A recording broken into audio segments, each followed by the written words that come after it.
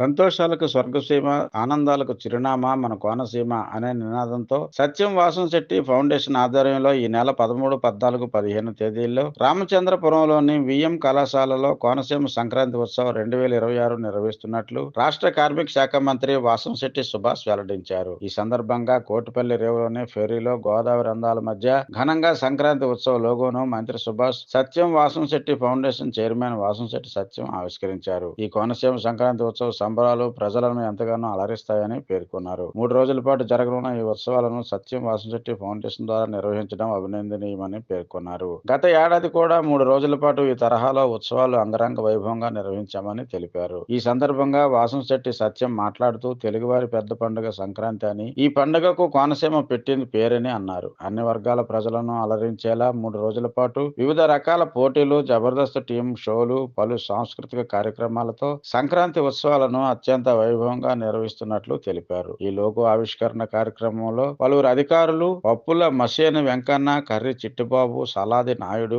Master, చందమామ వాసు, కంచుమర్తి బాబురావు, ఆకేటి కృష్ణరాజు, వసంత్, చీకట్ల సోమేశు, పెమ్మడి బాబీ, సత్యబాబు, పాపిరెడ్డి విశ్వనాథ బాలాజీ, గాలి మకరజ్యోతి, ఉప్పిశెట్టి నారాయణరావు, అవసరాల వెంకటరమణ, పలువురు జానపద కళాకారులు, విద్యార్థులు, కూటమి నాయకులు తదితరులు పాల్గొన్నారు.